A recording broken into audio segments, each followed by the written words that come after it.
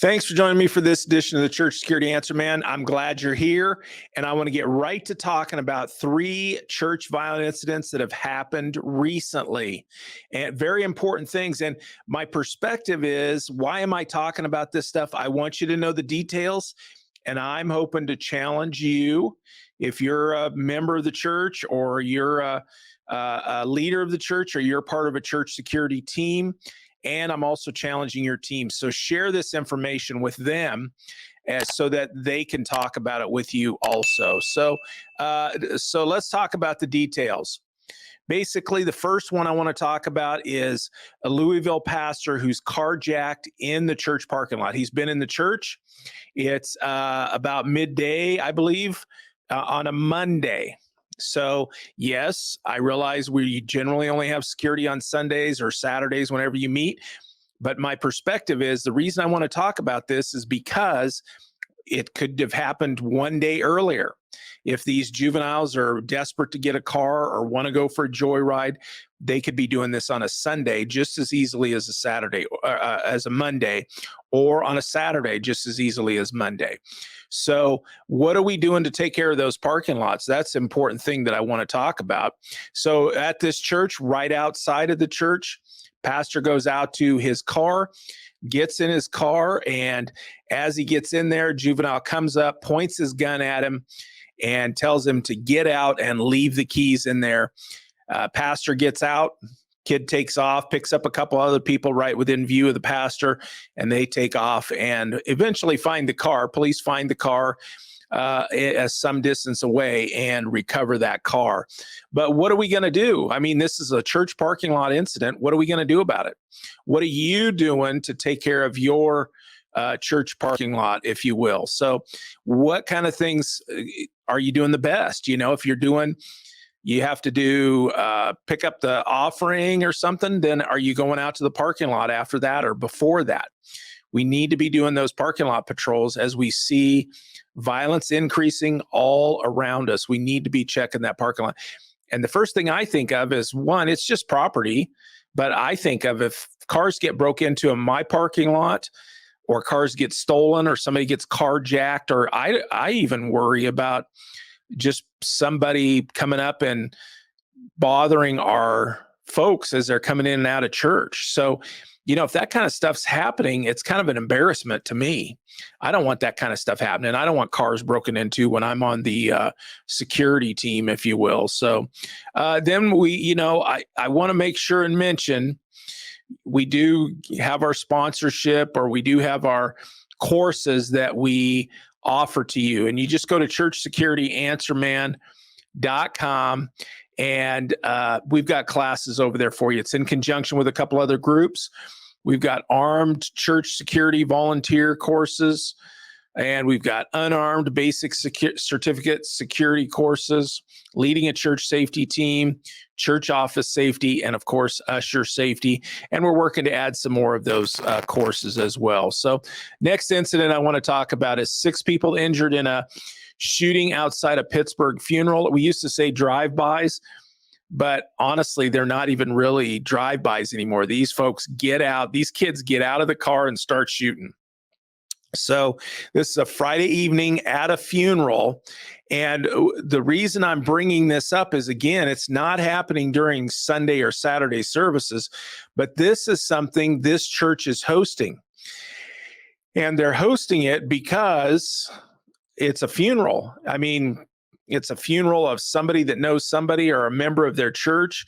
And, you know, there's evidence here that there's some kind of gang violence or retaliation that could happen because of the nature of the death of the youngster who's at this funeral. So when you're hosting a funeral and you hear the circumstances that it's some sort of gang violence or some sort of shooting between the young gang members or youngsters in the community,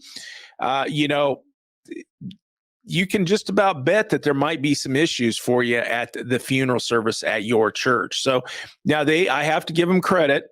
The police were requested for security, and there's some discussion that maybe they showed up for a short time and left because of another incident. I don't know that, but the overall discussion is that they never did show up. The police didn't show up before the shooting. Of course, they showed up after the shooting incident. So basically, we have a funeral that's suspicious circumstances related to gang or violence. If you don't want to put the gang label on it, then it's seems to be related to some sort of community violence, maybe retaliation. And so what can we expect? It's possible that could come to our church during that funeral. And it did in this Pittsburgh church. So what are you going to do? I'm hoping that we're going to be thinking about having some better presence, call the police, ask them for security presence.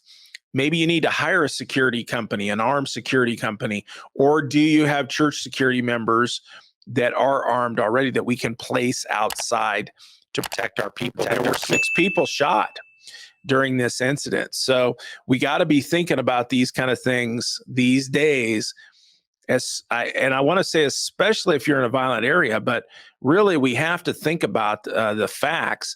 And in this case, violence related, gang violence maybe, is the reason we're having the funeral for this person. So it's possible that's going to continue. When you have those kind of flags going up, you got to be thinking about this stuff. So, and the next one is an actual Sunday morning incident. An armed woman in body armor shows up to a church in Pennsylvania. 10 minutes before the service starts, she shows up. She's in body armor. She goes right up near the church entrance, and she's confronted by a couple of folks. And it's this 31-year-old here, Amber Espy. She's 31 years old. She's a female. This is an odd situation. Most of the time we're talking about males. She's in body armor. She says she's looking for a priest. And what we know from the interviews afterwards from police reports is that she intended to take that priest or pastor hostage. That was her intentions. She was asked to leave, and an off-duty detective happens to be there and asks Amber to leave because of her body armor and stuff like that. That's some big flags going off.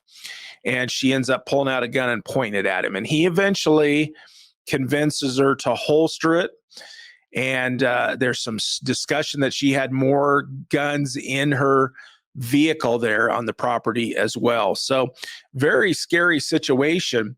And all I want to do is I want to talk about these things with you. And when we talk about these incidents, instead of me saying we need to watch the parking lot, we need to watch our entrances, and just me continually repeating that stuff, I want to share some real world things that are going on with you. Some are going on not on Sundays, but could easily be going on Saturdays or Sundays. This one is actually going on a Sunday morning. And the importance of it is it's a female involved. So then we start adding things. What are you going to do if that happens? You've got to add that if you're going to have her go somewhere with you, you got to have a female with you. If you're a male, you need to have a couple of people with you. But great job for these folks. If it was the detective that was off duty, stopping her from getting into the church, stopping her from getting to the priest or pastor, and being able to get this situation resolved. So, if you're at this church, or you're your church, and a 31-year-old male or female walks up in body armor, what are you going to do? Serious stuff. And we're definitely, violence is getting more and more prevalent in our communities. And we go through phases where we see it at more and more of our churches as well. And so there used to be kind of a hands-off thing about churches many years ago, but now the violence is coming to our parking lots and our churches. And so, if you're faced with some of these items, what are you going to do?